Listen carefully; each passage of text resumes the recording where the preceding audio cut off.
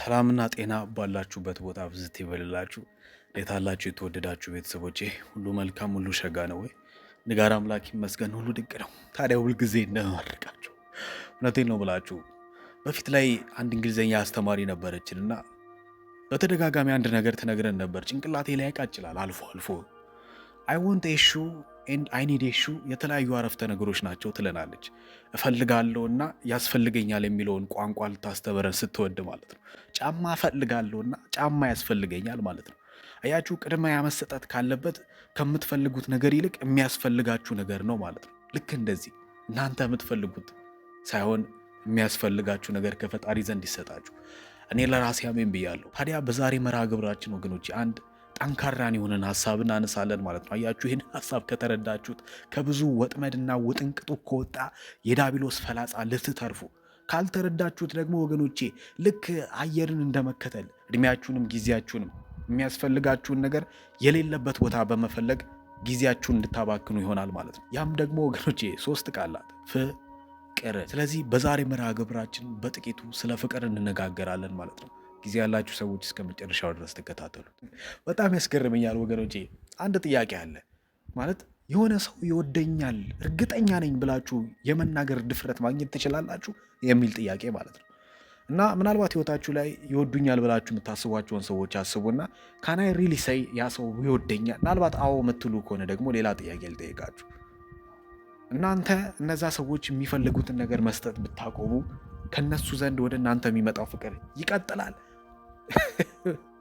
ይህ ጥያቄ ወገኖቼ ሁልጊዜ መልሱ እንደሆነ ታውቃላችሁ? አይቀጥልም ነው። በምድር ላይ ቀጣይነት ያለው ፍቅር ወገኖቼ እናንተ ፐርፎርማንስ ላይ ቤስድ ያላደረገ ፍቅር እስቲ የለም በሉኝ ወገኖቼ።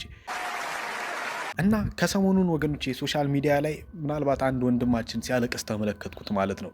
እዚህ ጋር የምትመለከቱት ወንድም ምንድን ነው በዋናነት የተፈጠረው? እንግዲህ ይህ ዘ ጉድ ሉኪንግ ፌሎ ወገኖቼ፣ ምናልባት በመልክ ደረጃ አይደል፣ ምናልባት እኔ ብበልጠው ነው እንጂ ከብዙዎቻችን የተሻለ መልክ አለው።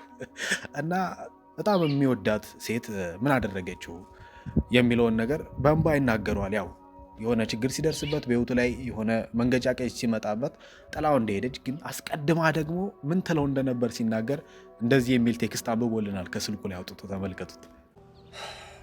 የምር ማንን ማመን እንደሚቻል አላውቅም። ከኔ ከተማራችሁ ብዬ ነው ዛሬ ጠዋት ይህን ቴክስት አነበብኩትና ለምን አላካፍላችሁም ብዬ አሰብኩኝ። ፍቅር ምናምን ብዬ ማስብ ሰው ነበርኩ፣ ግን ገንዘብ ከሌለ ማንም ሰው እንደማይፈልገን የተረዳሁት በመጨረሻ እና አላካፍላችሁ። ይሄ በሰላሙ ጊዜ የተጻፈ ነው። ከዛ ደግሞ ሁሉን ነገር ከእጅ አጥቼ ባዶ ስሆን ምን እንዳለችኝ ደግሞ ነግራችኋለሁ። የኔ ፍቅር ሁሌም እጄን እንደዚህ አርጋ ያዘኝ፣ መቼም እንዳትለቀኝ። የኔ ፍቅር፣ የኔ ባል፣ የኔ ጣፋጭ፣ የምር ከልቤ አፈቅርሃለሁ። የኔ ፍቅር አንተ የምር ልዩ ሰው ነህ። አንተን መቼም ቢሆን እንዲከፋብኝ አልፈልግም። የኔ ጠንካራ፣ የአንተን ተስፋና ጥንካሬ ሳይ እበረታለሁ።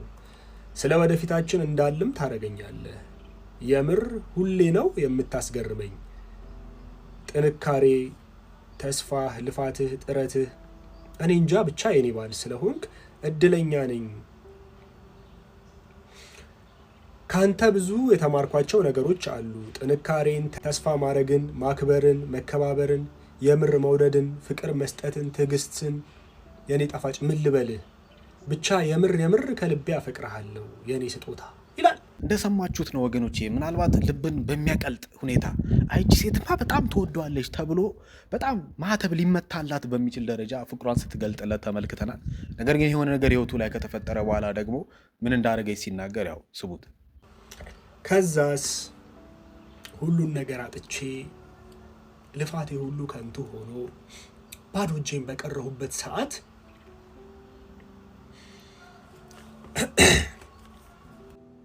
ከጎኔ ልትሆን ሲገባ እንለያያለችኝ። እንደዛ ብላኝ 15 ቀን ሳይሞላው ከሌላ ወንድ ጋር ዴት እያደረገች አየኋት። ማመን አቅቶኝ ሪሌሽን እንደጀመረች ሲጠይቃት መማል በሌለባት ነገር ምላ ነው የነገረችኝ። እኔ ማመን አቅቶኝ ማለት ነው። ያ ማለት ቺት ታረግብኝ ነበር ማለት ነው። በዚህ ፍጥነት የሁሉ ነገር ውስጥ ሊገባ ስለማይቻል እንደሰማችሁት ነው ወገኖቼ። ምናልባት አስቀድሞ ልባችን ውስጥ ሊሞላ የሚገባው ፍቅር ስላልሞላ ያንን ጉድጓድና ልባችን ላይ ያለ ቀዳዳ በሰውና በሁኔታ በዚህ ምድር ባለ ፍቅር ለመሙላት ለምንጣጣር ሰዎች አግባብ የሆነውን ትክክለኛ የሆነውን ፍቅር የት ሄደን እንፈልገው የቱስ ነው የሚለውን ለመጠቆም ነው ይህንን እያነሳው ያለው። ታዲያ ወገኖቼ አንድ ታሪክ ልንገራችሁ። እውነተኛ ታሪክ ነው። በሁለተኛው ዓለም ጦርነት ወቅት የተፈጠረ ነውና በጣም የሚዋደዱ የሚፋቀሩ ፍቅራቸው ላያቸው ሰው በሙሉ የሚያስቀና ካፕሎች ነበሩ። ተጋብተው ገና የፍቅራቸውን አፍላ እያጣጣሙ ባለበት ወቅት ነበር የጦርነት የተፋፋሙ። ታዲያ ሊነጠሉ ሊለያዩ ከማይችሉበት የዚህ የፍቅር ተራራ ላይ በጦርነት ምክንያት ወንድየው ከሴቲቱ መለየት ነበረበት። ወደ ጦርነት ሄደ ማለት። የነበራቸውን ፍቅር የሚያስቀና መዋደዳቸውም እውነተኛ ስለነበረ እነዚህ ሰዎች ምንም እንኳን በርቀት ምክንያት ብንለያይም የሆነ ቀን ተመልሰን እንገናኛለንና እባክሽ ጠብቂኝ፣ እባክህ ቶሎናልኝ ብላ እሷም ትልከዋለች ማለት ነው። ነገር ግን እንደጠበቀው ስላልሆነለት ጦርነትም ስለነበረ የሄደው ጦርነቱ ሲፋፋም ሳያስበው 1 ዓመት ሳያስበው 2 ዓመት ይቆያል ማለት ነው። ታዲያ ወገኖቼ ጦርነት ቦታ ላይ ያለውን ብቸኝነት ምናልባት አገኘው የምትሉት ጓደኛችሁ እንኳን ካጠገባችሁ በጥይት በሚረግፍበት ጊዜ ላይ የእሷን ፍቅር እያሰበ ጥንካሬ ነገን ለማየት ደግሞ ብርታት ሲሆነው ነበር። ታዲያ በሚያሳዝን ሁኔታ ወገኖቼ በ3ኛው ዓመት በጠላት እጅ ይወድቅና ምርኮኛ ሆኖ በጠላት እስር ቤት ይጣላል ማለት። ታዲያ እንደዛ የሚወዳትን የሚናፍቃትን ያፈቀራትን ሴት ሳያገኝ 5 ዓመት ይቆጠራል። ሎንግ ስቶሪ ሾርት ረዥሙ ታሪክ አጭር ሲሆን ማለት ነው ይፈታሉ ከእስር እነዚህ ምርኮኞች ማለት ነው መንግስት በሚቀየርበት ሰዓት ላይ። ታዲያ ምንም እንኳን ሰውነቱ በጦርነት ቢከሳም ጉዳት ቢደርስበትም ምናልባት ትናንት የነበረው መልኩ ዛሬ ላይ ቢኮሰምንም ነገር ግን እሱ ልብ ውስጥ የነበረው ለእሷ ያለ ፍቅር ትናንትና እንዳለው እንደዛው እንደ ተራራው እንደ ትልቁ እንደ ሰማዩ የገዘፈ ነበር ወገኖች። ተመልሶ ወደሚኖርበት ከተማ ሲመለስ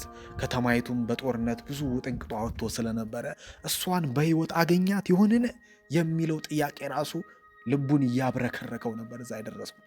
በቀኑ መጨረሻ የሚኖርበት አካባቢ ላይ ሲደርስ በፊት ተጋብተው ይኖሩበት የነበረውን ቤት እሷን አስቀምጦ የሄደበትን ቤት ከሩቅ ሲመለከተው ምንም አልሆነም።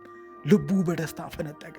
ያቺ የሚወዳትን ጦርነት እንዳይመስለው ተስፋ የሆነችዋን ሴት አሁን በቃ ቀኑ ደርሶ ሰዓቱ ደርሶ ለመለከታት ነው ብሎ በሩጫ ወደ ቤቱ ይሄዳል ማለት ነው። ቤቱን ማንኳኳት ይጀምራል። 1 ያንኳኳ የሚከፍት ሰው የለም። 2 ያንኳኳ የሚከፍት ሰው የለም። 3 ያንኳኳ የሚከፍት ሰው የለም። በ4ኛው ሲያንኳኳ የሆነ ኮቴ ከውስጥ ሲመጣ ይሰማዋል ማለት ነው። እናስቡት፣ በብዙ አይነት እሳቤና ተስፋ ውስጥ ሆኖ ነው። ምናልባት እቺ መወዳት ሴት ሞታ ይሆንን፣ ምናልባት ቤቱን ሌላ ሰው ገብቶበት ይሆንን የሚል ብዙ አይነት ቶት ይዞ ያ የሚመጣውን ኮቴ በሩን እስኪከፍት ድረስ መጠበቅ ጀመረ።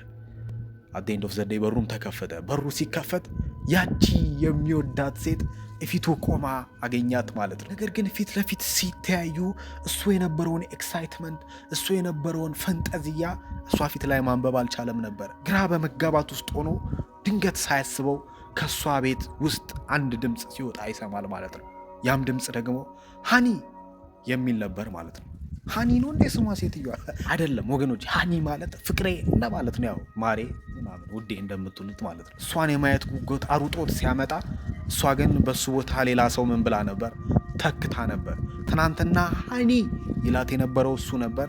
እሱ ሲሄድ ሌላ ሰው የሱን ቦታ ተካው ማለት ነው።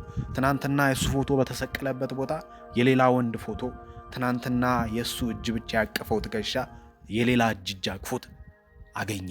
ሞራል ኦፍ ደ ስቶሪ ምን መሰላችሁ? የምትሰጣቸውን ጥቅም እስካቆምክ ድረስ አንተም ትቆማለህ ነው ወገኖች። ይዘህ የምትመጣውን ነገር እስከከለከልክ ድረስ አንተም ባትመጣ ግድ አይሰጣቸውም ነው። የሰው ፍቅር እንደዚህ ነው። ልክ እንደ ጥላ ማለት ነው። እንደ ዣንጥላ ታውቃለህ? ዣንጥላ ዝናብ ሲዘንብ በጣም ጥቅም ይሰጣል። ኤቭሪባዲ ወንት ዣንጥላ ቢኖረው ደስ ይለዋል። ነገር ግን ደሞመንት ዝናቡ ቆሞ ይህ ጥላ ጥቅም መስጠት ያቆመ ሰዓት ላይ ለሁሉም ሰው ሸክም፣ ለሁሉም ሰው ክብደት ይሆናል። አምቴሊንግ ወገኖቼ ከተወሰነ ዓመት በፊት ያየሁት አንድ አማርኛ ፊልም አለ። ዋን ኦፍ ደ ግሬተስት ሌሰን ኦፍ ማይ ላይፍ የተማርኩበት ፊልም ነው። ምናልባት ቀላል ኮንቨርሴሽን እና ዲያሎግ ሊመስል ይችላል። ነገር ግን ከነበርኩበት ሁኔታ ውስጥ አምላክ እኔን ሊያወጣ ሲፈልግ መፈንቂያ አድርጎ ተጠቅሞበት ነበር። በወቅቱ ትዝ ይለኛል። ፊልሙ ቤዚካሊ ምንድነው? አንድ ባለበት ህመም ምክንያት ትሞታለህ ተብሎ ቀነ ቀጠሮ የተሰጠው ሰው ከሚስቱና ከወንድሙ ጋር እየኖረ ነው የሚያሳየንና በጣም ኢትስ ፈኒ እዩት ካላያችሁት፣ እዚህ ጋር የምትመለከቱት ፊልም ማለት ነው። እና መሞቻው ቀን ስለተነገረው ኤቭሪ ታይም ሚስቱና ወንድሙ የሆነ እንኳን ጸጥ ያለ ሲመስላቸው የሞተ እየመሰላቸው ይደነግጣሉ ማለት ነው። ታዲያ ተነስቶ እንዴ ገና ሳልሞት ለምንድን ነው ልትቀብሩኝ የምትጣጠሩት? እኔ እኮ ገና ህያው ነኝ ምናምን ይላቸዋል ማለት ነው። ከዛ ሚስቱ አንድ በጣም መሰረታዊ የሆነ ፕሮፋንድ የሆነ ነገር ተናገረች። ስሙት። ቴሊንጊ ወገኖቼ፣ ይሄ ትሩዝ ቱ ስዋሎ ይሉታል ወገኖቼ። የሚመር ነገር ግን ልትጡት የሚገባ እውነታ ምድር ላይ ያለ የትኛውም ሰው ለእናንተ የሚያነባላችሁም ቀልዳችሁ አስቆት ጥርሱን የሚከፍትላችሁም ሰው ከእናንተ የሚያገኘው የሆነ ጥቅም ስላለው እንጂ ማንም ያለ ምክንያት የሚወዳችሁ ያለ ምክንያት የሚያፈቅራችሁ ሰው የለም። ይሄንን አስረግጣችሁ እዚህ እስካላች ውስጥ ልትከቱት ይገባል ወገኖች። ታዲያ ወገኖች ይህን ብያችሁ ልጨርስ። የአምላክ ፍቅር ይግባችሁ። አያችሁ ቃል እግዚአብሔር ሲናገር እሱ ይላል ስለ አምላክ ፍቅር ሲያወራ አስቀድሞ ወዶናልና እኛም ደግሞ እንወደዋለን ይላል። በጣም ያስገርመኛል። በጣም ጥልቅ ነው። እኔ ከመፈጠሬ በፊት ከተፈጠርኩኝ በኋላ ነው እናትና አባቴ የሚወደዱኝ። ምናልባት እናትና አባቴም ልጅ ሲወልዱ ምናልባት ዮናታንን እንውለደው ወንድ ይሁን ቁመቱ እንደዚህ መልኩ እንደዚህ ብለው አቅደው አይደለም። ጀስት ከማጸኗ ስወጣ እያልኩኝ እኔ ወጣሁኝ።